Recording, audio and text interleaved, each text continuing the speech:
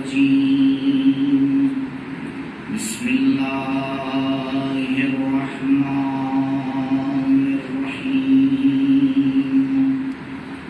الحمد لله الذي لا يبلغ مدحته القائلون ولا يحصي نعماءه العادون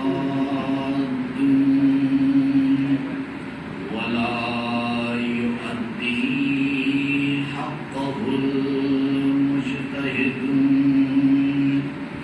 فطر الخلائق بقدرته ونشر الرياح برحمته ووطدا بالصخور ميدان أرضه والصلاة والسلام والتحية والإكرام على النبي المصطفى والرسول المجتبى الذي دنا فتدلى فكان قاب قوسين أو أدنى والذي سمي في السماء بأحمد وفي الأرضين بأبي القاسم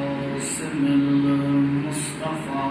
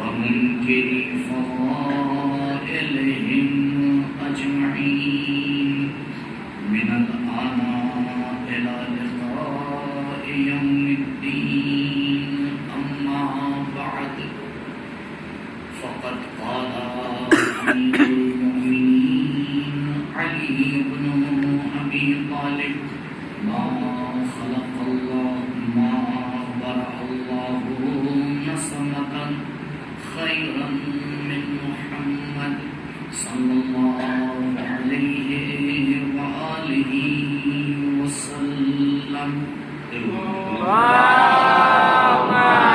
صل على محمد وآل محمد وعجل فرجه.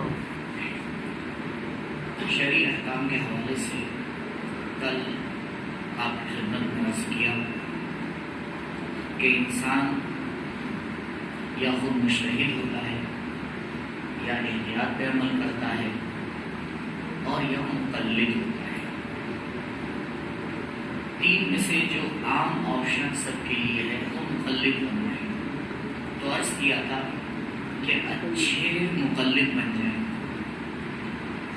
تو جب انسان مقلد بنتا ہے تو پہلا سوال کس کی تقلید کرے؟ بے شک بے شک. کوئی جو بھی مجتہد ہے کا نہیں. الحمدللہ پروردگار ہمارے علماء کی حفاظت کرے.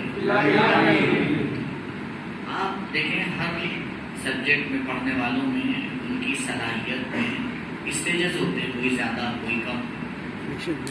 اسی طرح یہاں پر بھی ہوتا ہے. کچھ مجتہدین ہوتے ہیں جنہیں عالم کہا جاتا ہے. عالم یعنی اپنے سبجیکٹ میں سب سے ماہر, اپنے سبجیکٹ میں. اور کریے گا مجتہد کا سبجیکٹ کیا ہے؟ شرعی ذمہ داری کو پتہ لگانا. سورس کیا ہے؟ قرآن اور احادیث. تو ہر ایک درجے کے اوپر نہیں ہوتا، کوئی عالی ہے کوئی تھوڑا نیچے ہے، تو اب پتہ لگانا پڑتا ہے کہ جو سب سے بیٹر ہے. بے شک سبحان اللہ. اب آپ کی ذمہ داری ہے کہ آپ دریافت کریں سارے علماء کی مراجع کی ویب سائٹ ہے یا یہاں جو علماء آتے رہتے ہیں ان سے پوچھیں، اور بہرحال کسی ایک کے اوپر طے کر کے آپ اس کی تقلید شروع کریں. تو پہلا مسئلہ ہے. تو انسان جیسے ہی مکلف ہوا پہلا کام ہے اس کا کہ ایک مجتہد کو چنے اور اس کے اعتبار سے تقلید کرے. اب بریکٹ میں ایک بات آپ کو بتا دوں عزیزوں، دوا دیکھ کے ڈاکٹر طے نہیں کیا جاتا. ڈاکٹر جو دوا دیتا ہے وہ کھائی جاتی ہے. بے شک ہاں سمجھ گئے نا؟ یعنی مولانا سے آگے یہ نہ پوچھیے گا قبلہ کس مجتہد کا فتویٰ آسان ہے، کیا کہنے. سبحان اللہ. قبلہ کس مجتہد کا فلاں چیز کے بارے میں یہ فتویٰ ہے. آپ سے کیا ربط بھائی؟ آپ مجتہد نہیں ہیں، آپ مقلد ہیں. آپ ڈاکٹر سے یہ تھوڑی آگے کہتے ہیں دیکھیے قبلہ میٹھی والی گولی لکھیے گا، بچے تھوڑی ہیں بھائی. لہذا عزیزوں کبھی بھی اس غلطی میں مت پڑیے گا کہ فتویٰ دیکھ کے طے کریے کون مجتہد ہے کون عالم ہے. نہیں، فتویٰ دیکھ کے طے نہیں کیا جاتا ہے، پہلے طے کیا جاتا ہے، پھر وہ جو فتویٰ دیتا ہے اس کے اوپر عمل کیا جاتا ہے. اسے کہتے ہیں صحیح تقلید. ایک مسئلہ اور کوئی بیان کروں کیونکہ کبھی کبھی ایک مسئلہ چھوڑ دیتا ہوں تو دوسرا پورا دن لے لیں، پورا وقت لے لیتا ہوں. اب آپ گئے، آپ نے ایکس وائی زیڈ کسی کی بھی شروع کر دی تقلید، آپ کے نظر میں وہ عالم ہے، مجھ سے بھی کوئی ربط نہیں. آپ جانے، آپ کا خدا جانے کل آپ کو جواب دینا ہے. کل پروردگار آپ سے پوچھے گا کہ تم نے کیوں اس کی سنی، آپ کو جواب دینا ہے کہ کیوں میں نے اس کی سنی، کیوں دوسرے کی نہیں سنی. آپ کو جواب دینا، مجھے نہیں دینا. میں نے میری پر جو ذمہ داری ہے وہ میں نے آپ کو بتا دی. اب آپ نے جب توضیح المسائل کھولی تو وہاں پہ آپ کو دو طرح کی چیزیں ملی. اس کو خوب غور کریے. میرے خیال سے بہت سے لوگ جو تقلید کر بھی رہے ہیں ان کے لیے بھی کلیئر نہیں ہوگا. دو سچویشن ہوتی ہیں مجتہد کے سامنے. پہلی سچویشن یہ ہوتی ہے کہ وہ آتا ہے، آیات کو دیکھتا ہے، روایات کو دیکھتا ہے، اس کو بالکل کلیئر سمجھ میں آ جاتا ہے کہ خدا کا حکم کیا ہے. مثلا کیا چیزیں نجیس ہیں، کیا چیزیں حرام ہیں، کس جانور کا گوشت حرام ہے، بے شک بے شک. پانی کے کون سے جانوروں کا گوشت حرام ہے. اس نے دیکھا روایات میں، آیات میں، جہاں بھی اس کو بالکل کلیئر پتا چل گیا اس نے آگے بتا دیا. اسے کہتے ہیں فتویٰ. کیا کہنے. فتویٰ اسے کہتے ہیں جہاں پر جواب بالکل کلیئر ہے. لیکن ہمیشہ ایسا نہیں ہوتا. آپ نے سوال ایسی چیز کے بارے میں کیا ہے جو 1400 سال پہلے تھی ہی نہیں. آپ نے کہا بٹ کوئن کا کیا مسئلہ ہے، تو 1400 سال پہلے اور بٹ کوئن کیا تھا، ابھی تک بہت بھی نہیں سمجھ میں آئے. تو جہاں پر مجتہد روایات اور آیات میں کلیئر جواب نہیں ڈھونڈ پاتا، بھائی بھی انسان ہے، نہیں ڈھونڈ پاتا، کم ہوتا ہے ایسا لیکن ہوتا ہے، تو وہ وہاں پر آ کر احتیاط کرتا ہے. کیا کرتا ہے؟ تو آپ کو توضیح المسائل اور رسالہ عملیہ میں یا فتویٰ ملے گا زیادہ تر، یا کچھ پرسنٹ آپ کو کیا ملے گا، احتیاط ملے گا. احتیاط دو طریقے کا ہوتا ہے، اسے صحیح سے سمجھیں. یہ لکھا نہیں ہوتا ہے، آپ کو سمجھنا پڑے گا جب آپ رسالے کو پڑھیں گے. ایک ہوتا ہے احتیاط واجب اور ایک ہوتا ہے احتیاط مستحب. کیا فرق ہے دونوں میں؟ دونوں کی میں مثال دوں.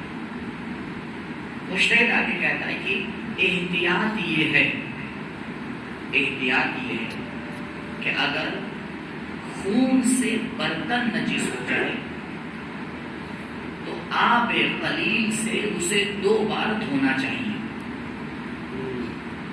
اور اس نے کچھ نہیں، یعنی صرف اس نے احتیاط کیا، فتویٰ دیا ہی نہیں۔ تو اب یہاں پہ آپ کے پاس 2 آپشن ہیں، ایک آپ اسی احتیاط کے اوپر عمل کریے، آب قلیل سے اس برتن کو 2 بار دھوئیے، یا نہیں اسٹیج کی رعایت کرتے ہوئے اس عالم کے بعد جو نمبر پر ہے، اگر اس نے فتویٰ دیا، اگر اس نے بھی احتیاط کیا تو نہیں چلے گا۔ اگر اس نے فتویٰ دیا، مثلا اس نے کہا بھائی میرا فتویٰ یہ ہے کہ اس برتن کو آپ 1 بار دھوئیں گے پاک ہو جائے گا، فتویٰ دیا، احتیاط نہیں کیا، تو اب آپ یہاں پر اس احتیاط کو چھوڑ دیں، آگے فتوے کے اوپر عمل کریں، لیکن اسٹیج بائی اسٹیج، اس کو کہتے ہیں العالم فل عالم۔ تو یہ ہو گیا احتیاط واجب۔ احتیاط مستحب کیا ہے؟ مثال پہ غور کریے، تیسری اور چوتھی رکعت میں 3 بار تسبیحات پڑھنا چاہیے، تیسری اور چوتھی رکعت میں 1 بار تسبیح کافی ہے، لیکن احتیاط یہ ہے کہ 3 بار پڑھی جائے۔ تو جو پہلا والا جملہ تھا، سینٹینس تھا، وہ تھا فتویٰ، لیکن اب مجتہد نے فتوے کے بعد احتیاط بھی کیا، اسے کہتے ہیں احتیاط مستحب۔ کیا مطلب؟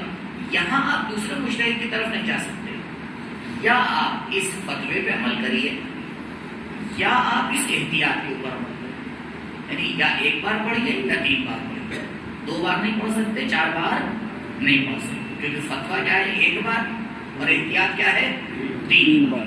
تو یہاں پر کیونکہ مجتہد نے فتویٰ بھی دیا ہے اور احتیاط بھی کیا ہے، اسے کہتے ہیں احتیاط مستحب۔ کیوں مستحب کہتے ہیں؟ کیونکہ آپ اس احتیاط کو چھوڑ سکتے ہیں، لیکن اگر آپ احتیاط پہ عمل کریں گے تو ثواب زیادہ ملے گا، لیکن آپ کو اختیار ہے کہ آپ احتیاط کو چھوڑ دیجئے اور آپ فتوے کے اوپر کیا کیجئے؟ عمل کیجئے۔ لیکن احتیاط واجب میں نہیں، آپ کے پاس آپشن نہیں ہے، یا احتیاط پر عمل کیجئے یا پھر دوسرے مجتہد کی طرف جائیے۔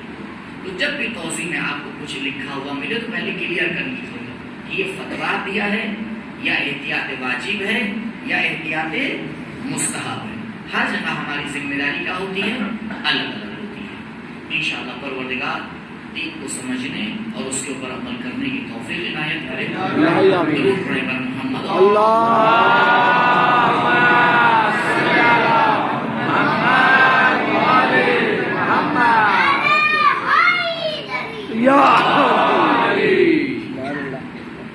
رسول اللہ بزبان ولی اللہ، یہ موضوع ہے کہ جس کے ذیل میں 2 دن آپ کے سامنے گفتگو ہو چکی۔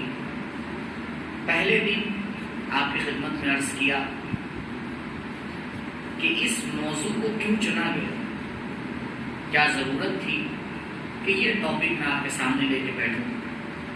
ہزارہ موضوعات ہیں جن میں سے اس کو چنا کے آپ کے سامنے وضاحت کر دی، اور کل جس حدیث کو سرنامہ کلام قرار دیا ہے، جس میں باب مدینۃ العلم امیر المومنین علی ابن ابی طالب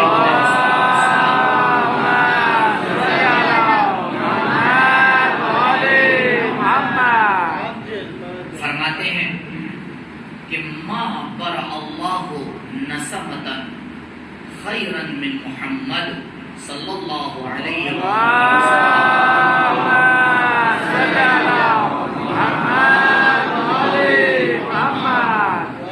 خداوند متعال نے اس ذات بابرکت سے بہتر کوئی مخلوق خلق ہی نہیں کی۔ تو جو حدیث میں الفاظ تھے کل اس کی وضاحت آپ کے سامنے کی۔ آج نہج البلاغہ کی طرف چلتے ہیں۔ 2 خطبوں کے 2 جملے آپ کی خدمت میں پیش کرنا ہے، ایک خطبہ نمبر 114 اور دوسرا خطبہ نمبر 194، 114 اور 194۔ اس کے 2 فقرے ہیں۔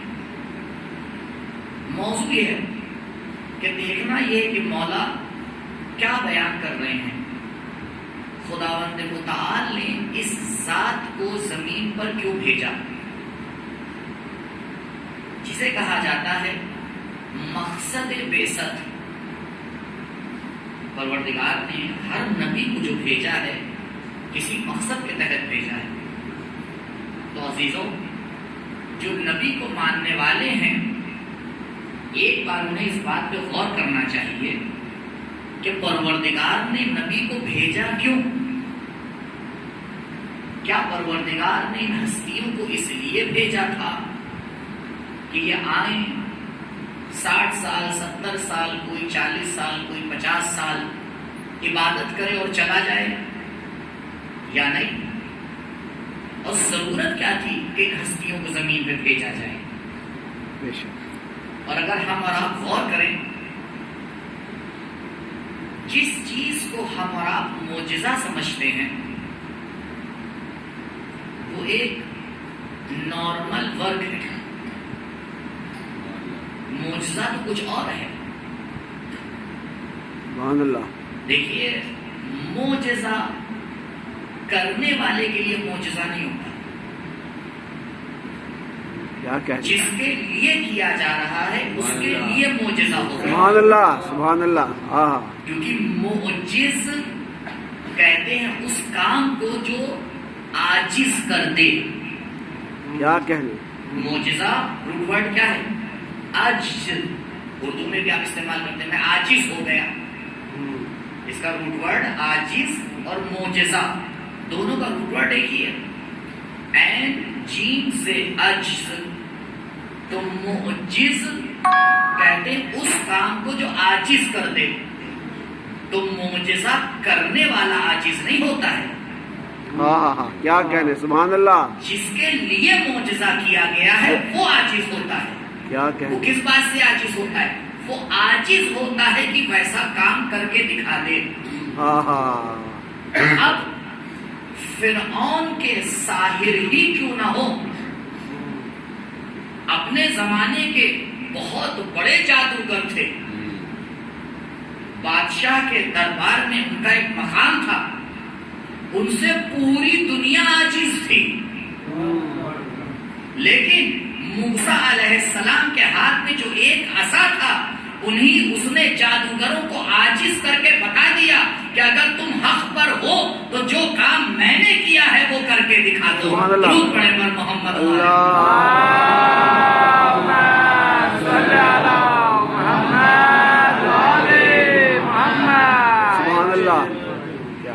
परवरदिगार ने, ये तो हम और आप बारहा सुनते रहते हैं, ज़ियारत जामिया आपके सामने है कि परवरदिगार ने पूरी इस कायनात को अहले बैत अलैहिस्सलाम के सदक़े में खल्क़ किया। बेशक बेशक। अगर ये हस्तियां ना होती तो ये आसमान का शामियाना ना होता, ये जमीन का फर्श ना होता, ये सितारों का चमकना ना होता, ये सूरज का निकलना ना होता, ये इंसान का सांस लेना ना होता, ये हवाएं ना होती, ये फजाएं ना होती। ये पूरी कायनात सदक़े में है इन हस्तियों के। परवरदिगार ने ज़ियारत जामिया में आप जाके देखिए, बिकुम फतहल्लाहु व बिकुम यख्तिम। परवरदिगार ने आपकी वजह से शुरुआत की है, आप सबब हैं कि खिलकत की शुरुआत हो। व बिकुम यख्तिम, और आप पर ही खत्म किया जाएगा। व बिकुम, तुमसे को समा अतका अलल अर्द इल्ला बिइज़्नि, और आपकी सबब परवरदिगार ने इस आसमान को रोक रखा है कि जमीन वालों पर गिर जाए। क्या कहने? सुभान अल्लाह। ये हस्तियां, आप बताएं, ये कायनात इनके इख्तियार में है या नहीं? कायनात इनके इख्तियार में है। अब अगर कोई चीज किसी के इख्तियार में हो और वो अपना इख्तियार दिखा दे तो ये कोई बहुत बड़ा काम है। भाई, आप जिस स्टाइल में बैठे हैं, आपको इख्तियार के दूसरे स्टाइल में बैठ जाइए। आप हाथ में घड़ी बांधे हुए हैं, आपके इख्तियार में, आप उसको खोल दीजिए اور اگر آپ کی جیب میں رکھی ہے تو آپ نکال کے باندھ لیجئے. تو اگر آپ یہ سارے کام کریں گے تو میں کہوں گا آپ نے معجزہ کیا کیا کہنے سبحان اللہ. ہے. ہاں ہاں تو عزیزوں ذرا عقل سے سوچیں. اگر یہ ہستیاں سبحان اللہ. ستارے کو بلا لیں, ہاں ہاں سبحان اللہ. سورج کو پلٹا دیں, سبحان اللہ. چاند کے 2 ٹکڑے کر دیں, پتھروں سے گواہی دلوا دیں, درخت کو بلا لیں, تو اس میں انہی نے اپنے حساب سے کوئی عظیم کام نہیں کیا ہے. کیوں؟ کیونکہ یہ صاحب اختیار ہے. سبحان اللہ. صاحب اختیار کو اجازت ہوتی ہے اپنے معاملات کو جیسے چاہے ویسے ڈیل کر لے. پروردگار نے قرآن میں آگے گواہی دی, ما تشاءون الا ان یشاء اللہ. دیکھو یہ ہستیاں ارادے پروردگار کے اوپر ارادہ کرتی ہیں, پروردگار کی مشیت پہ ان کی مشیت چلتی ہے. تو اب اگر یہ بلا لے یا بھگا دیں, ان کا اختیار ہے. سبحان اللہ سبحان اللہ. ان کا اختیار ہے. ہاں ہاں ہاں. تو عزیزوں معجزہ پھر کیا ہے؟ کارنامہ کیا ہے ان ہستیوں کا؟ کیا کارنامہ ہے ان ہستیوں کا؟ اور فرمائیے گا جس پوائنٹ کی طرف مجھے آپ کو لے کے آنا ہے. اگر کوئی بہت بڑا انسان ہے, مثلا پونا بہرحال ایجوکیشن کے حوالے سے پورے ہندوستان میں مشہور ہے. اب آپ پونے کا جو سب سے ہائی لیول کالج ہے آپ سمجھیے, اور اس میں جو سب سے بڑا لیکچرر ہے, آپ اسے تصور کر لیجیے, اور آپ اس کے پاس جائیے, کہیے قبلہ میں آپ کو منتھلی 1 لاکھ روپے تنخواہ دوں گا. وہ کہے گا کس بات کی؟ کہ میرا 3 سال کا بچہ ہے, آپ ذرا روزانہ اس کو 4-5 گھنٹے پڑھا دیجیے. پتہ ہے کیا کہے گا وہ؟ جو آفس میں باہر اس کا گیٹ کیپر بیٹھا ہوگا نا, لیکن تو ذرا باہر تو نکالو, یہاں میرے پاس اچھوں کو پڑھانے کا ٹائم نہیں ہے, اور پیسے کی لالچ تم مجھے دے رہے. میری 1 دن کی اتنی سیلری ہے کہ تم پورے سال میں نہ دے پاؤ گے. لیکن اگر یہی ٹیچر اس کے دل میں یہ آئے کہ اگر میں نے اسے نہیں سکھایا تو یہ جاہل رہ جائے گا, سبحان اللہ. اور یہ بغیر کسی سیلری کے اس 3 سال کے بچے کو پڑھانے چلا آئے, یہ کمال ہے یا نہیں؟ کمال. یہ کمال ہے یا نہیں؟ اور یہ آپ نے, یہ ہے کمال. کیا کہنے سبحان اللہ. کمال محمد مصطفیٰ یہ نہیں ہے کہ جو معجزے ہمارا سنتے رہتے ہیں. حضور کا کمال تو یہ ہے کہ جب پروردگار نے اعلیٰ ترین مرتبے پہ خلق کیا, جہاں نہ ملائکہ کی رسائی ہے, جہاں نہ انسان کی رسائی ہے, جس کو وہاں خلق کیا کہ جب آپ نے تسبیح کی تو ملائکہ نے تسبیح سیکھی, جب آپ نے تکبیر کہی تو ملائکہ نے تکبیر کہی. جو ملائکہ کو سکھانے کی صلاحیت رکھتا ہو, ہم انسانوں کو سکھانے کے لیے اس عرش کو چھوڑ کر فرش پر آ گیا. اے انسان, اگر میں تجھے سکھانے نہ آتا, اگر میں تیری ہدایت کرنے نہ آتا, تو یہ بتا تو خدا کو کیسے پہچانتا, تو نبی کو کیسے پہچانتا, تو جنت اور جہنم میں فرق کیسے کرتا. نہ تیری ہدایت ہوتی, تو ہمیشہ گمراہی میں رہ جاتا. ضرور پڑھے پر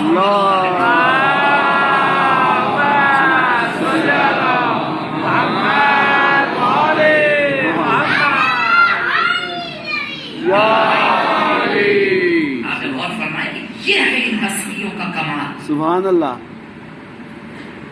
اور اس کے اوپر سے جب لوگ کہہ رہے ہیں ہم آپ کو اجر دیں گے, تم اجر کیا دو گے مجھے؟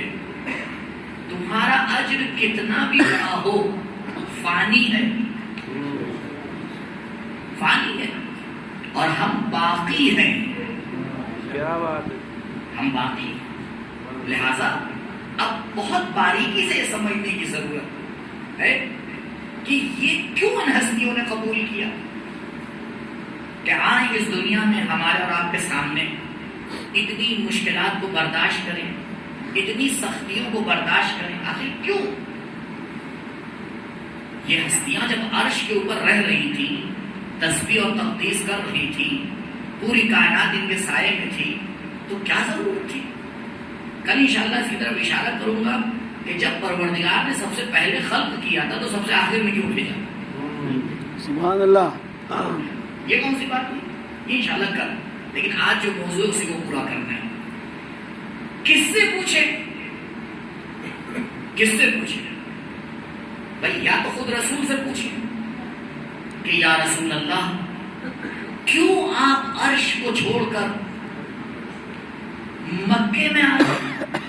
اور آج ایک سوال آپ کے خدمت میں دے رہا ہوں جو پرسوں جواب دوں گا انشاءاللہ. سوالات ذہن میں رکھیے. اس میں دیکھیے میرے ساتھ مجبوری ہے کہ مجھے آپ کو بلانا ہے. ایسے تو آپ آئیں گے اور مجھے ثواباً بلانا نہیں ہے آپ کو، کیونکہ ثواب کے بہت سے راستے ہیں. تو میں شروع میں کچھ آپ کے سامنے کوشچن رکھ دوں، آپ کہیں آج مولانا اس کا جواب دیں گے، چلیے سنتے ہیں. تو شاید اسی بہانے آ جائے گی کیا کیا ہے. تو کل کا سوال ایک آپ کی خدمت میں عرض کر دیا، اور اس سے ایک چیز اور آپ کو بتا رہا ہوں. سوتے ہوئے سے اٹھ کے ممبر پہ نہیں آئے. کیا کہنے، سبحان اللہ. ممبر پہ آنا ایک ذمہ داری ہے. بے شک بے شک، سبحان اللہ. اس لیے بولنے والے کو پوری تیاری کے ساتھ آنا چاہیے. کیوں؟ کیونکہ قوم اس کو ایک پلیٹ فارم پر بیٹھالتی ہے، تو اس میں اتنی تو صلاحیت ہو کہ قوم کو ایک پلیٹ فارم پر لے آئے. ہاں بے شک، سبحان اللہ. کیا کہنے، سبحان اللہ. لہذا عزیزوں جذباتی گفتگو کے عادی نہ بنیے. کیا، سبحان اللہ، بے شک. جو آپ کی ضرورت ہے اس کو لینے کی کوشش کریں. کیا آپ وقت دے رہے ہیں؟ ماشاء اللہ اتنے لوگ بیٹھے، ہر ایک کا سوا گھنٹے سے پہلے تو آپ کو چھوڑتے ہی گھڑی دیکھ کے آج 5 منٹ کم ہو جائیں گے، لیٹ ہو گیا. تو بھائی 60-70 منٹ آپ دے رہے ہیں، تو 60-70 منٹ کے بعد کم سے کم میرے ذہن میں یہ تو ہو کہ ہاں یہ 4 باتیں مجھے پتا چلی. بے شک، سبحان اللہ. یعنی میں جس کوالٹی کے ساتھ فرش عزا پہ گیا تھا اس سے بہتر ہو کے باہر آ رہا ہوں. بے شک، سبحان اللہ. واہ، اسی کو تو کمال کہا جاتا ہے. اللہ.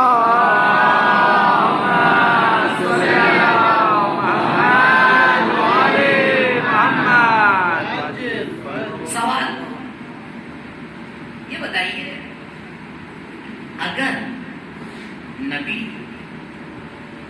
کسی ایسے معاشرے میں جاتے جہاں لوگ پڑھے لکھے تھے، جہاں سمجھدار تھے، جیسے اس زمانے میں کہا جاتا ہے کہ یونان کافی ترقی یافتہ تھا، ہندوستان کے بعض علاقے بڑی ترقی یافتہ تھے، چین کے کچھ علاقے بڑے ترقی یافتہ تھے،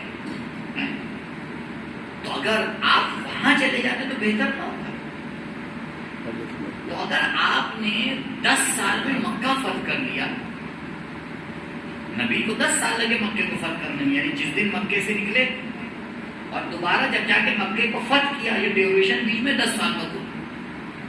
یعنی جس شہر سے آپ رات میں باہر نکلے تھے اور لوگوں کو پتہ نہیں چلا تھا کہ کب چلے گئے، اسی شہر میں آپ 10 سال بعد واپس آئے اور ایک انسان کے زخم لگے بغیر پورا شہر فتح ہو گیا. سبحان اللہ.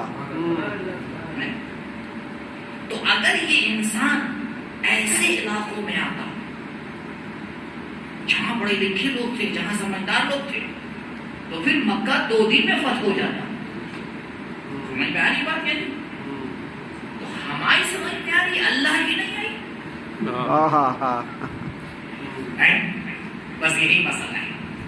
جب ان ہستیوں سے ہماری تھنکنگ میچ نہ کرے تو قانون یاد رکھیے گا یہ غلط نہیں ہو سکتے. کیا کہنے، ہمیں اپنی تھنکنگ سنوارنا پڑے گی. ہمیں یہ غور کرنا پڑے گا کہ آخر ایسا ہی نے کیوں کیا. کیوں پر اکثر آپ انبیاء کو دیکھیے کہاں مبعوث ہوئے ہیں؟ گلف کنٹری میں تو ہیں، چاہے وہ جناب نوح ہو، چاہے وہ جناب موسیٰ ہو، چاہے وہ جناب ابراہیم ہو، چاہے وہ جناب عیسیٰ ہو علیہ السلام، جتنے بھی ہوں. تو کیا محبت تھی اللہ کو اس علاقے سے بھائی؟ ہم بھی تو ہیں. سبحان اللہ. اب ایک قرآن کی آیت پیش کر دیتے جو صحیح ہے، وَلِكُلِّ قَوْمٍ هَادٍ، ہم نے ہر قوم کے لیے ہدایت کرنے والا بھیجا. نہیں تو جو سب سے بیسٹ تھا اس کو کیوں نہیں بھیجا؟ یہ سوال ذہن میں رکھیے گا، پرسوں انشاءاللہ اگر پروردگار نے توفیق دی. لیکن آج کا جو سوال، یہ ہستیاں کیسے ہم پہچانے کہ پروردگار نے ان کو کیوں بھیجا؟ یا تو خود نبی سے پوچھیں یا اس سے پوچھیں جو نبی کے ہی وجود کا ٹکڑا ہے، جو نفس سے نبی ہے. مولا نہج البلاغہ میں نے دو آپ کے سامنے خطبے پیش کیے، فرماتے ہیں.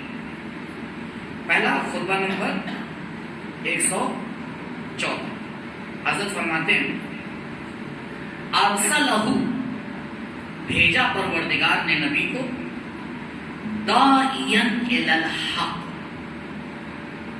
داعیا الی الحق، کہ نبی آئے اور حق کی طرف دعوت دیں. اور یہی بات جو ہے وہ حضرت نے خطبہ نمبر 196 معذرت 194 میں 196 اس میں حضرت فرماتے ہیں ثم ان اللہ سبحانہ بعث محمدا صلی اللہ علیہ وآلہ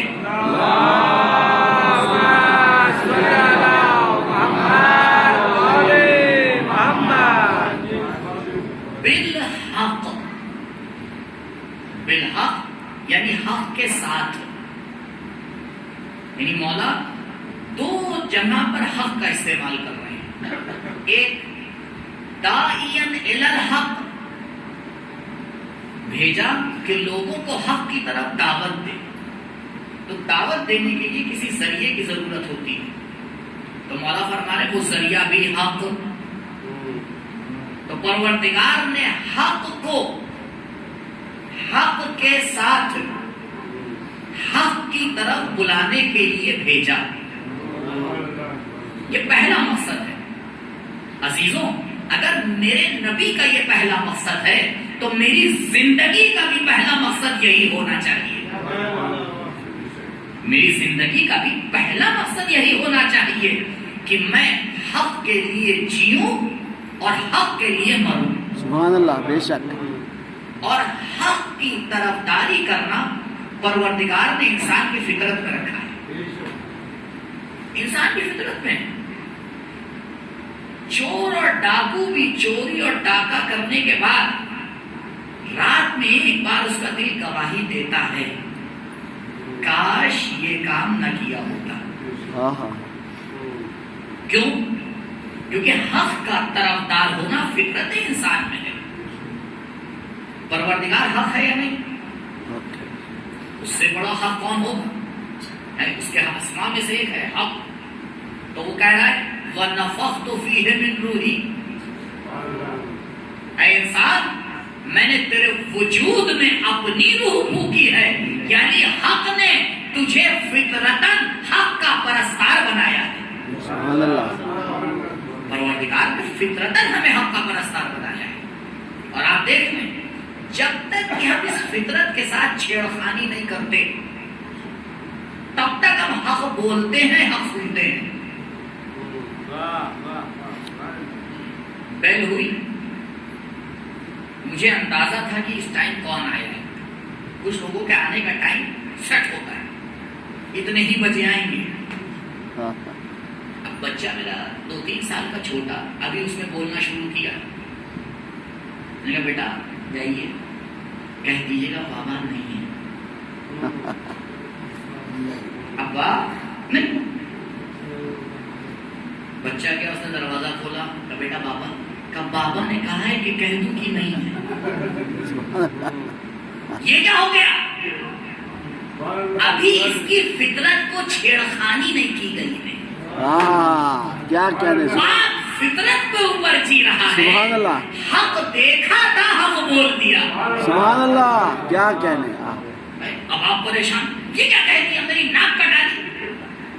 قبلہ اس بچے نے آپ کی ناک نہیں کٹائی ہے، آپ نے پہلے ہی حق کی مخالفت کر کے خود اپنی ناک کٹائی ہے۔ کیا کہنے، سبحان اللہ۔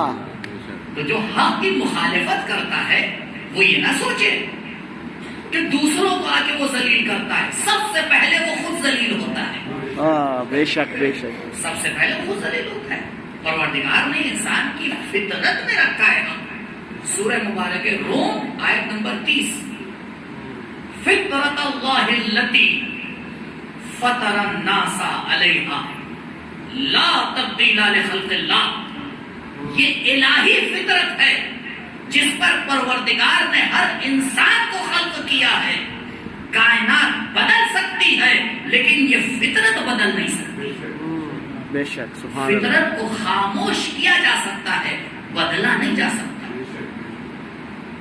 70 سال تک پہرے لگائے گئے کہ تم دین کی نہ سننا۔ 70 سال کے بعد رشیا میں فطرت نے انقلاب لا کر آواز دی کہ فطرت خاموش ہو سکتی ہے، بدل نہیں سکتی۔ فطرت بدل نہیں سکتی۔ اور امام حسین علیہ السلام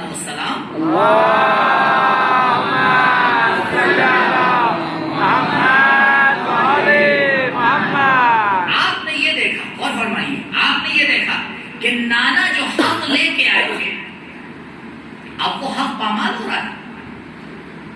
ان الحق لا يعمل به وان الباطل لا يتناهى عنه۔ دیکھ نہیں رہے ہو، حق کے اوپر عمل نہیں ہو رہا ہے، باطل سے دوری نہیں کی جا رہی ہے۔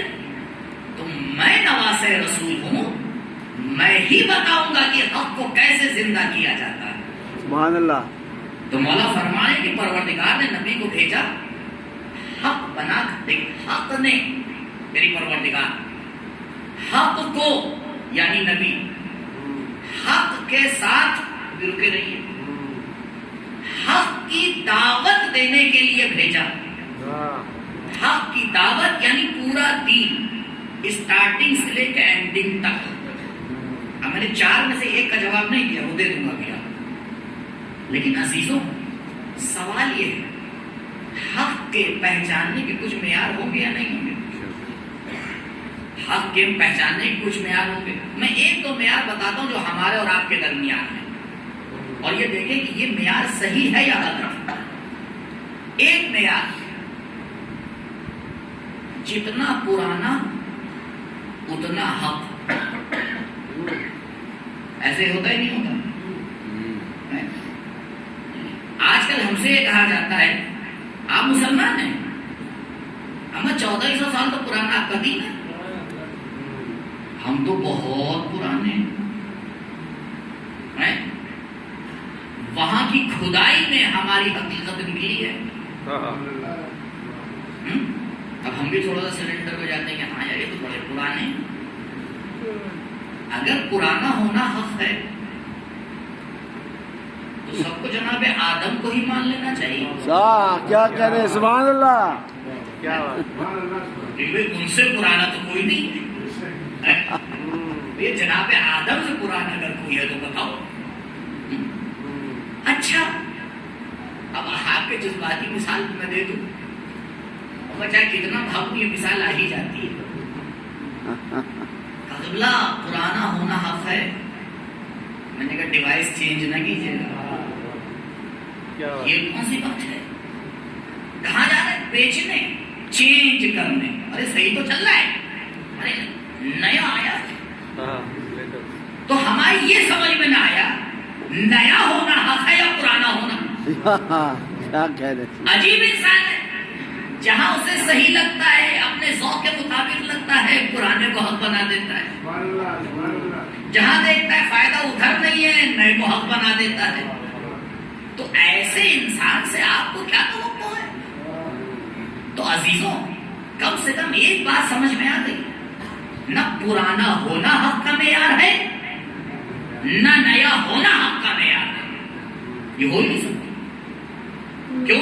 کیونکہ یہ جو اسکیل ہے یہ سیٹ بیٹھ ہی نہیں رہا ہے۔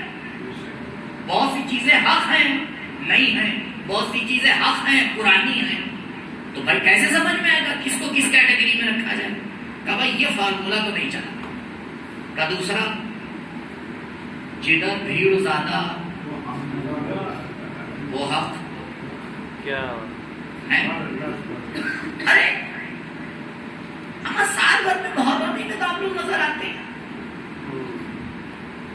کتنے سے ہندوستان میں آپ کیا پرسنٹ ہیں؟ یعنی جدھر بھیڑ زیادہ ادھر حق۔ تو میرے خیال میں تو چائنا کو کچھ بولنا ہی نہیں چاہیے، اور یہ چھوٹے چھوٹے ملک ہیں۔ آج ایک صاحب سے گفتگو چل رہی تھی، ایک اسٹیج کے اسٹوڈنٹ بتا رہے تھے پورے اوور آل انڈیا کے نہیں، یعنی ایک اسٹیج کو انہوں نے بتایا کہ 80 ملین، یعنی بھیا 80 ملین تو پورے ایران کی آبادی ہے، اتنے ہمارے پاس اسٹوڈنٹ ایک حصے کے ہیں، اور اس سے بہت زیادہ لوگ دھوکہ کھا جاتے ہیں۔ آپ دیکھیے مثال کے طور پر کوئی پروگرام ہو رہا ہے، اس میں سے جو ہے وہ 80% ایک طرف چلتی ہے، 20% دوسری طرف، آدمی خود بخود 80% بھی پیچھے چل دیتا ہے۔ بھیڑ کدھر جا رہی ہے، پوچھے گا نہیں پلٹ کے، پوچھے گا نہیں پلٹ کے کہ بھائی تم کہاں جا رہے ہو، تمہارا مقصد کیا ہے؟ بھیڑ کدھر چلی جائے۔ اگر کوانٹٹی میں زیادہ ہونا حق ہے اور صحیح ہے اور اچھا ہے، تو سونا اور گولڈ سب سے بری چیز ہے۔ بھائی کم ہوتا ہے تو اب سے یہ سمجھ میں نہیں آ رہا ہے کہ کم ہونا حق ہے یا زیادہ ہونا حق ہے۔ کیا کہنا ہے سبحان اللہ۔ یہ والا اسکیل بھی فیل ہو گیا۔ اچھا تیسری بات دیکھیں، اس کے اوپر معاملہ سیٹ ہوتا ہے یا نہیں ہوتا ہے، کیا حق کیا ہے باطل کیا ہے۔ کہا دیکھیے جو چیز طاقتور انسان کہہ دے وہ حق، اور جو ضعیف کہے اس کا تو کوئی اعتبار ہی نہیں ہے۔ یہ فارمولا بھی چلتا ہے یا نہیں چلتا؟ بھائی دیکھیے فلاں صاحب کو آپ نہیں جانتے، اتنے بڑے اتنی اونچی پوسٹ کے اوپر ہیں، اتنے اونچی پوسٹ پر ہے، لہذا جو وہ کہہ رہے ہیں وہ حق۔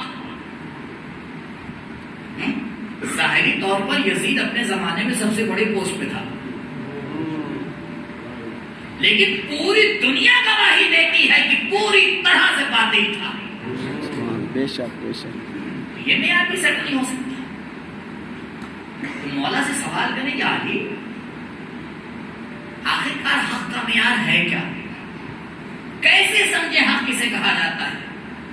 اور عزیزو یاد رکھیے گا، حق اور باطل کے درمیان کوئی تھرڈ آپشن نہیں ہے، نہیں۔ یعنی کیا؟ یعنی اگر آپ نے اپنی زندگی میں یہ سوچا کہ بھائی میں اس کا ساتھ نہیں دے رہا ہوں، اس کا بھی ساتھ نہیں دے رہا ہوں، ہٹ جاتا ہوں، بیچ میں آگے سیف سائڈ اس کو کہا جاتا ہے۔ اما ان کی بات میں بولیں گے تو بھی برے بنیں گے، ان کی بات میں بولیں گے تو بھی برے بنیں گے، تو نہ ان کا فون اٹھائیں گے نہ ان کا فون اٹھائیں گے، کیا کر لیجیے؟ تو نہ ان کی باتیں سنیں گے نہ ان کی باتیں سنیں گے، اس میں پتہ کیا ہوتا ہے؟ دونوں کی سننا ہوتی ہے، پھر انسان دونوں کی طرف سے مار کھاتا ہے۔ اچھا اب جو ہے وہ اپنی بات کو سیٹ کرنے کے لیے روایت بھی پیش کر دیتے ہیں۔ روایت سنیے، نہج البلاغہ میں 3 سیشن ہے۔ تیسرا ہے کلمات خصام، مولا کے چھوٹے چھوٹے سے کلمات، اس میں جو سب سے پہلا والا ہے، یہ ریفرنس کتنے آسان دے رہا ہوں، سب سے پہلا والا مولا فرماتے ہیں کن فی الفتنۃ کابن اللبون لا ظہر فیرکب ولا ذرع فیہلب۔ دیکھو جب فتنہ ہو تو اونٹ کے چھوٹے بچے کی طرح سے ہو جانا، کہ جس پہ نہ سواری کی جا سکتی ہے، کیونکہ ابھی اتنا بڑا نہیں ہوا ہے کہ اس کے اوپر سوار ہوا جا سکے، اور نہ اس کا دودھ دھویا جا سکتا ہے، اس سے کوئی فائدہ اٹھایا جا سکتا ہے، کیونکہ ابھی اتنا بڑا نہیں ہوا ہے۔ کہ آپ دیکھ رہے مولانا نے کہا نہ ادھر نہ ادھر۔ عزیزوں اگر روایات کو سمجھنا ایسا ہی ہوتا تو سب مجتہد ہوتے. کیا بات. بے شک بے شک. اور فرمائیے مولا نے سبجیکٹ کلیئر کر دیا ہے. کہا ہے کن فی الفتنہ، جب فتنہ ہو تب ایسے بننا، نہ کہ جب حق اور باطل کا ٹکراؤ ہو. فرق ہے فتنے میں اور حق اور باطل کے بے ٹکراؤ شک میں. بے شک. سبحان اللہ. فتنہ کسے کہا جاتا ہے؟ کہا فتنہ اسے کہا جاتا ہے جہاں دو باطل آپس میں ٹکراتے ہیں. بے شک. سبحان اللہ. جب دو باطل آپس میں ٹکرائیں تو تمہیں اجازت نہیں ہے کسی ایک کا ساتھ دو، کیونکہ جس کا بھی ساتھ دو گے باطل کا ہی ساتھ ہوگا. اسی لیے میرے مولا نے نہ بنی امیہ کا ساتھ دیا نہ بنی عباس کا ساتھ دیا، بلکہ یونیورسٹی بنا کے بتا دیا کہ دیکھو فتنے میں ہم اپنا کام کرتے رہتے ہیں. درود پڑھے بر محمد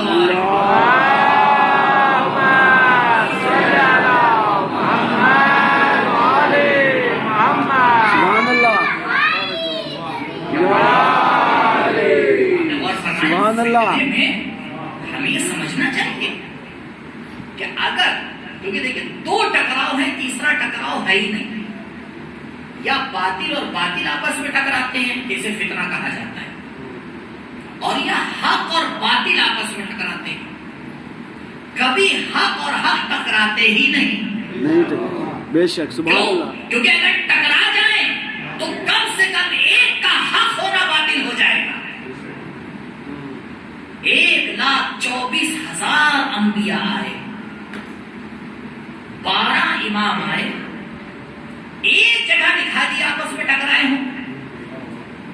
کوئی نہیں ٹکرایا. تو جب ہمارے امام نہیں ٹکرائے تو ہم کیوں ٹکرا جاتے؟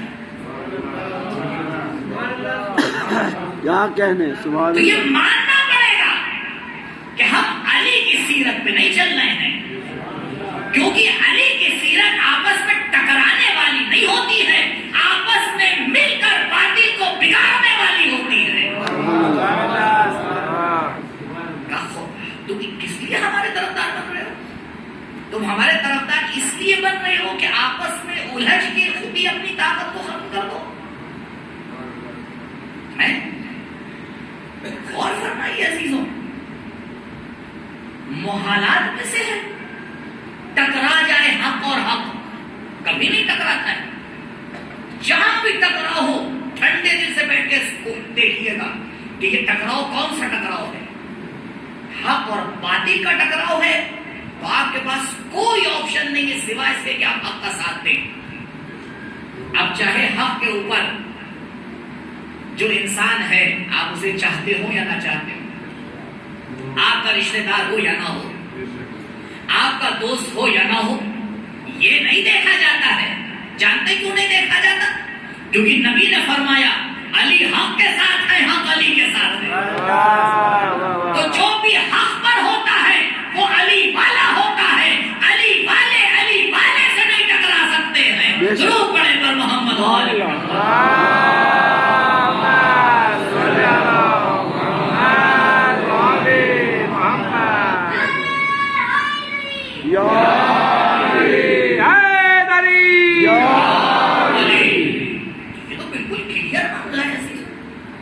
زیادہ گفتگو کرنے کی ضرورت ہی نہیں. اور وہ انسان جو یہ سوچتا ہے کہ جب دو بات، ایک حق اور ایک باطل ٹکرائے گا تو بھیا حق کا ساتھ دینے کے لیے تو طاقت نہیں ہے، باطل کا ساتھ دیں گے تو دنیا کہے گی باطل کا ساتھ دے رہے ہیں. بہت سے لوگوں کے ساتھ ایسے ہوا تاریخ میں، بہت سے لوگوں کے ساتھ ایسا ہوا تاریخ میں. تو عزیزوں یاد رکھیے، جو حق اور باطل کے ٹکراؤ میں حق کا ساتھ نہیں دیتے ہیں، حقیقت میں وہ باطل کا ساتھ دے رہے ہیں. بے شک بے شک. کیونکہ باطل کی تائید دو طریقے سے ہوتی ہے، ایک بار بول کے ہوتی ہے، ایک بار چپ رہ کے ہوتی ہے. بے شک. سبحان اللہ. تو آپ چاہے کوئی بول کے باطل کا ساتھ دے، چاہے چپ رہ کے باطل کا ساتھ دے، باطل کا ہی ساتھ دینے والا کہلائے گا، حق کا ساتھ دینے والا نہیں کہلائے گا. پروردگار نے ذات کو اس لیے بھیجا کہ ہم سمجھے حق ہے کہاں اور حق کو پہچانے. نبی نے آ کے کلیئر ہمیں بتا دیا. دیکھیے حق جو ہے وہ ایک صفت ہے. جیسے کلر ہے، کلر جتنے بھی کلر ہیں سب کیا ہیں؟ ایک صفت ہے. اور صفت کو دکھنے کے لیے ایک سبجیکٹ چاہیے، ایک جگہ چاہیے. یہ جو دکانیں ہوتی ہیں جہاں آپ رنگ خریدنے جاتے ہیں یہ آپ کو بیوقوف بناتے ہیں. یہ رنگ تھوڑی بیچتے ہیں، کلر تھوڑی بیچتے ہیں، یہ رنگین بیچتے ہیں.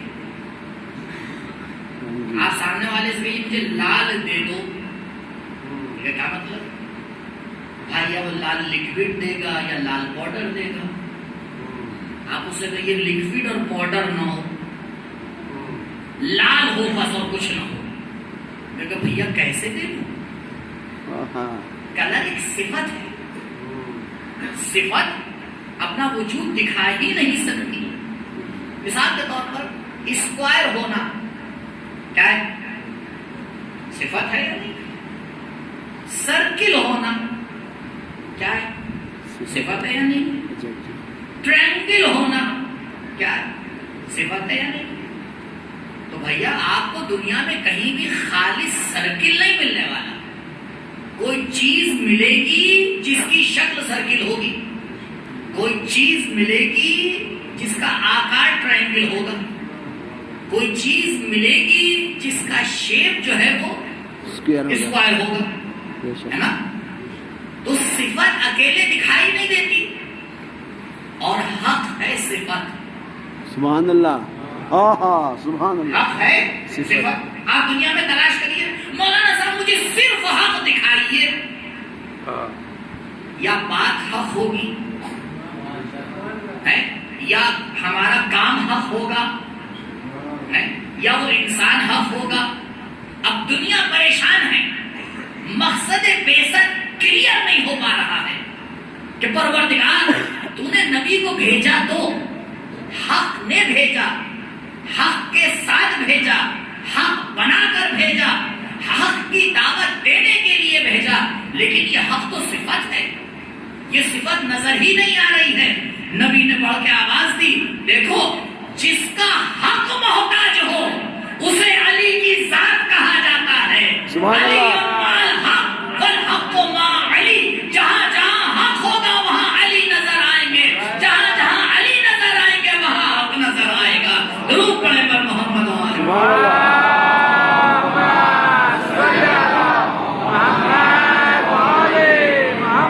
سبحان اللہ. اسی لیے دو جملے اور رہ گئے میری گفتگو کے، بس ختم کروں. اور کیوں اس کے بعد نبی نے حدیث، یہ حدیث تو اہل سنت اور شیعہ سب نے نقل کی ہے نا.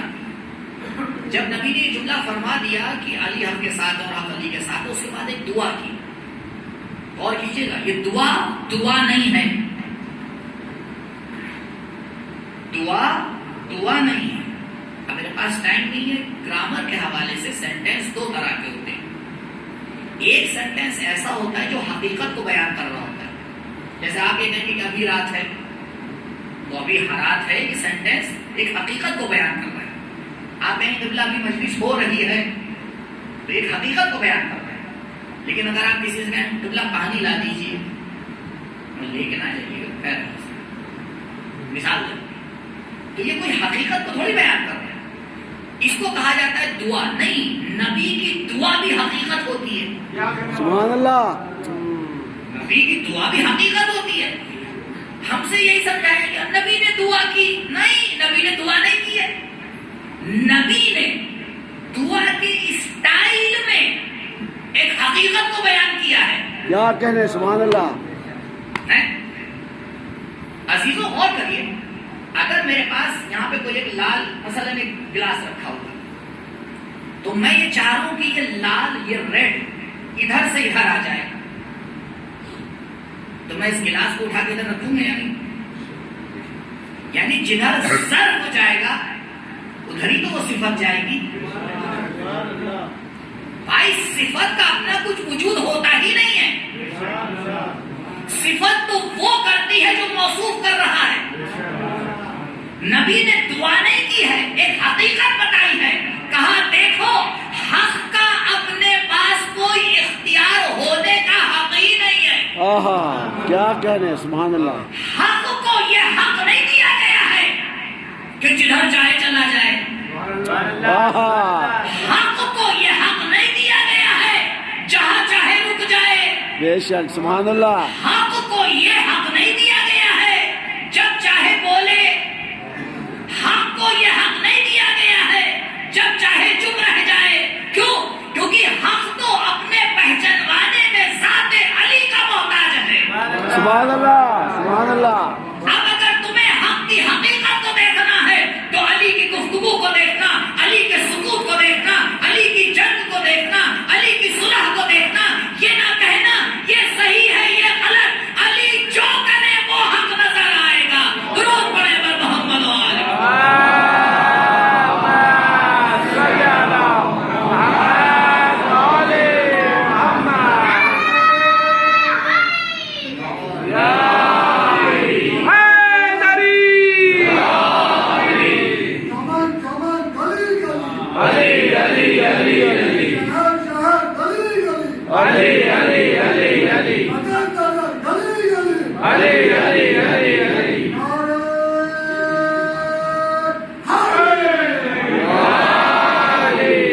سبحان اللہ.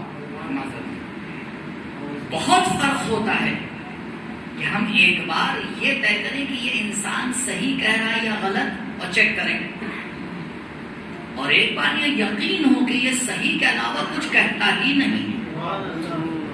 کیوں؟ کیونکہ پہلے والے آپشن میں ہم اکھاڑ پیش کر سکتے ہیں, دوسرے والے آپشن میں کچھ نہیں کر سکتے. اب دنیا آ کے یہ نہ کہے کہ مولا 25 سال ظاہری طور پر چپ کیوں رہے. یہ پوچھنے کا حق نہیں ہے کیونکہ علی کا سکوت بھی حق ہے. علی کا نہج البلاغہ کے اعتبار سے بولنا بھی حق ہے. آپ آ کے یہ غور فرمائیے علی کیوں چپ رہے, یہ سیکھنے کی کوشش کریں. کہاں علی چپ رہے, کہاں مولا بولے, کہاں جنگ کی, کہاں صلح کی, کہاں تیز آواز میں بولے, کہاں دھیرے سے بولے, کہاں بیٹھے, کہاں اٹھے. یہ معیار حق ہے. تب دنیا آئے مجھے بتائے جب علی کے بغیر حق کو نہ پہچان پائے تو پھر زندگی کا فائدہ کیا ہے. سبحان اللہ. کیوں؟ کیونکہ اگر ہم حق کو نہ پہچان پائے تو پھر زندگی کا دوسرا آپشن ہی ہوگا, وہ ہے باطل. کیونکہ عرض کیا آپ کے سامنے کہ جب حق اور باطل پہ ٹکراؤ ہوتا ہے تو کوئی یہ نہ سوچے کہ تیسرا آپشن ہمارے پاس ہے. نہیں عزیزوں, غور فرمائیے. بس آخری باتیں آج کے موضوع پہ. اسلام کو ان لوگوں سے نقصان کم ہوا ہے جو کھل کے باطل ہو گئے. جو لوگ کھل کے باطل کی صف میں جا کے کھڑے ہو گئے ان سے نقصان کم ہوا ہے. کیوں؟ کیونکہ انہوں نے کلیئر کٹ قرآن پڑھتے ہیں انشاءاللہ ہمارا, اور دعا ہے پروردگار سے ہماری توفیقات میں قرآن پڑھنا رکھ دے. انشاءاللہ ایک دن اس میں تھوڑی سی گفتگو ہوگی.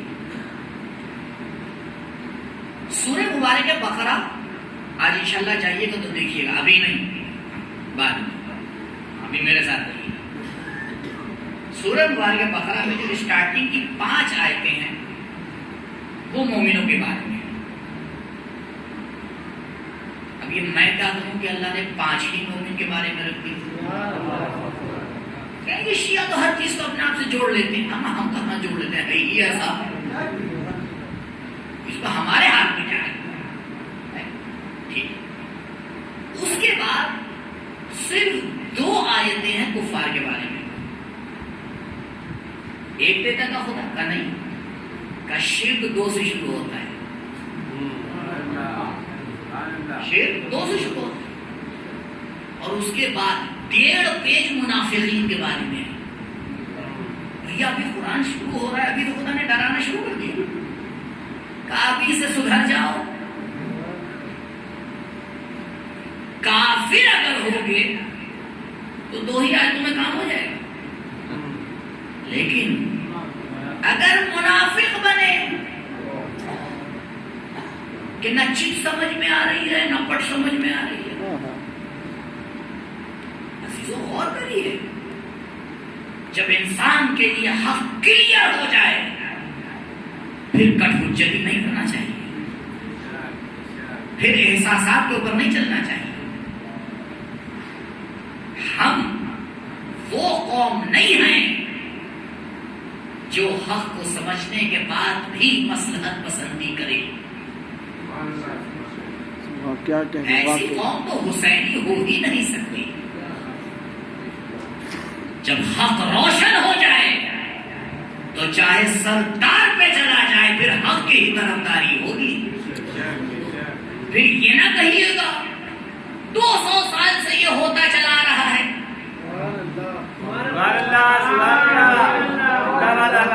پھر یہ نہ کہیے گا زیادہ تر لوگ تو یہی کر رہے ہیں.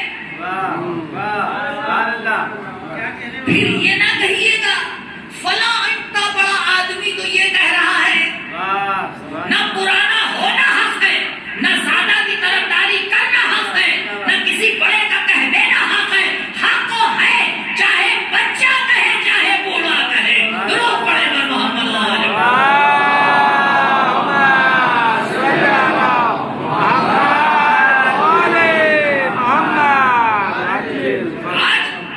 ہمارے جوان کو ایسے ہی بہکا دیا جاتا ہے. ارے کس کی منزل میں جا رہے ہیں؟ کس کی منزل میں جا رہے ہیں؟ فرش عذاب پہ جا رہے ہیں.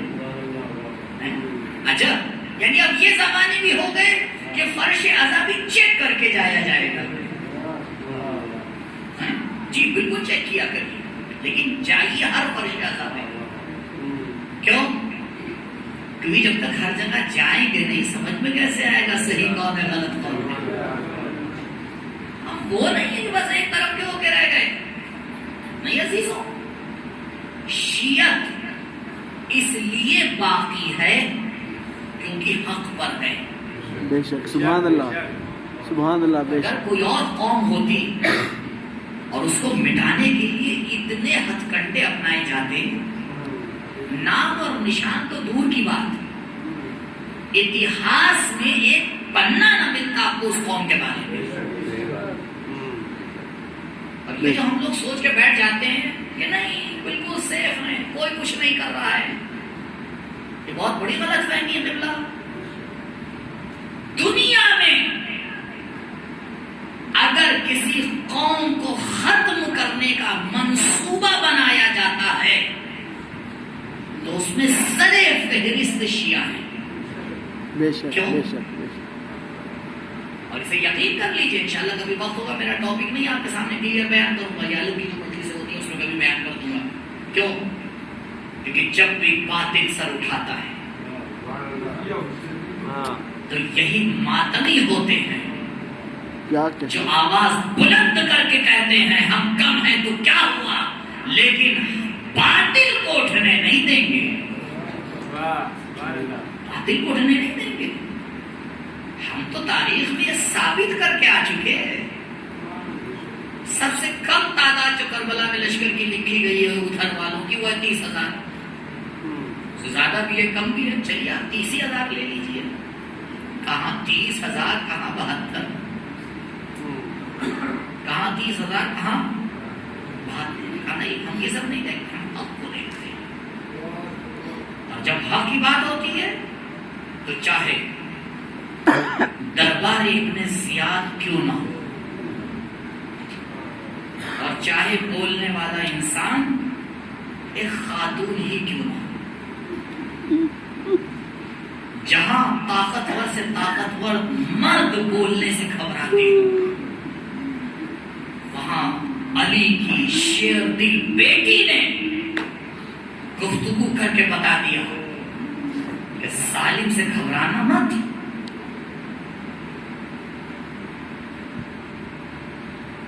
12 محرم یا 13 محرم شہداء کے سر ابن زیاد کے دربار میں لائے گئے اور ایک سر کو سونے کے تشت میں رکھا گیا. عزیزوں بڑا سخت مرحلہ ہے، دیکھنے والے دیکھ نہیں پا رہے تھے، کیسے بیان کیا جائے۔ ایک مرتبہ پوچھتے پوچھتے ظالم کی نظر امام سجاد پر پڑی، کہا یہ کون؟ کہا میرا نام علی ہے۔ کہا علی کو تو کربلا میں قتل کر دیا گیا۔ کہا ابن زیاد پروردگار ہے جو لوگوں کی جان لیتا ہے، وہ میرا بھائی تھا جسے ظالموں نے شہید کر دیا۔ کہا اچھا اتنا سب دیکھ لیا، اب بھی چپ نہیں ہو رہے ہو، جاؤ اس جوان کی گردن جدا کر دو۔ جیسے ہی بی بی نے یہ جملہ سنا آگے بڑھی اور مولا کو اپنی پناہ میں لیا۔ ابن زیاد تو نے ہمارے خاندان کو ختم کر دیا، اب یہ میرا ایک بیٹا بچا ہے، اگر تجھے اسے قتل کرنا ہے تو پہلے زینب کو قتل کر، اسے کہتے ہیں حق سے دفاع۔ مولا فرماتے بھوبی جان آپ رکیے، میں اس سے گفتگو کرتا ہوں۔ اور پھر مولا عجیب جملہ کہتے ہیں، ابن زیاد تو ہمیں موت سے ڈراتا ہے؟ شہادت تو ہمارے خاندان کی کرامت ہے، ہم شہید ہو کے مرتے نہیں ہیں، ہم باقی رہ جاتے ہیں۔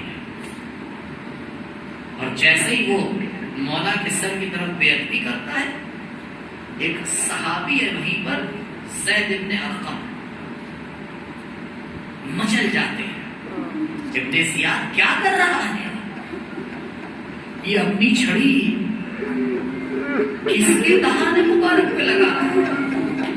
خدا کی قسم میں نے خود دیکھا کہ رسول انہی ہونٹوں کا بوسہ دیا کرتے تھے۔ ابن زیاد کو غصہ آیا، ابن زیاد تو غصہ کر رہا ہے، سن میں تجھے دوسری حدیث سناتا ہوں، میں نے اپنی آنکھوں سے دیکھا کہ نبی مسجد میں تشریف فرما تھے، ایک زانو پہ حسن کو بیٹھا دیا تھا، دوسرے زانو پہ حسین کو بیٹھایا تھا، کبھی حسن کا بوسہ لیتے تھے، کبھی حسین کا بوسہ لیتے تھے۔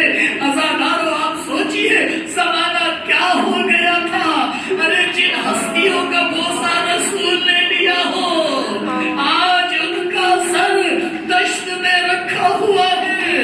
ابن زیاد اپنے محل سے باہر نکلتا ہے، مسجد کوفہ میں آتا ہے، ایک منبر پہ جاتا ہے اور منبر پہ جانے کے بعد ایک جملہ کہتا ہے کہ خدا کا شکر ہو کہ جس نے حق کو کامیاب کر دیا، بس یہ جملہ سننا تھا۔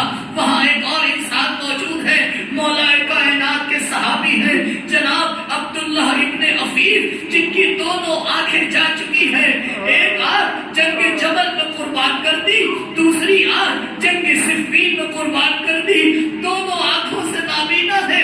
جیسے ہی ابن زیاد کا یہ جملہ سنتے ہیں، کہتے ابن زیاد کیا کہہ رہا ہے، باطل کو آگے بڑھا کے اسے حق کا نام دے رہا ہے، تو کیا جانے حق کسے کہتے ہیں، یزید کیا جانے حق کسے کہتے ہیں۔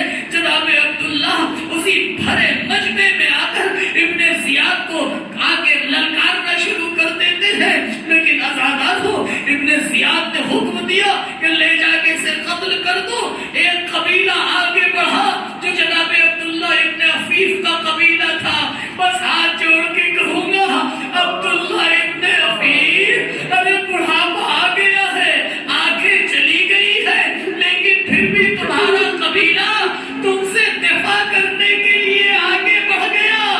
ہائے زہرا کا لال حسین، ارے جب سید الشہداء کے جنازے کو رکھا گیا اور تمام شہداء کے جنازے رکھے گئے، حکم دیا گیا کہ ان کو پامال کیا جائے گا۔ ہر قبیلہ آگے بڑھا، اپنے قبیلے کے انسان کے جنازے کو ہٹا لیا۔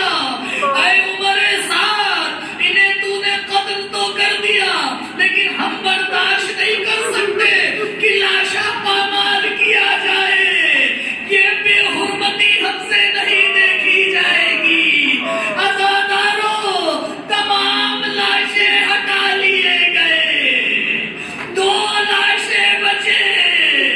ए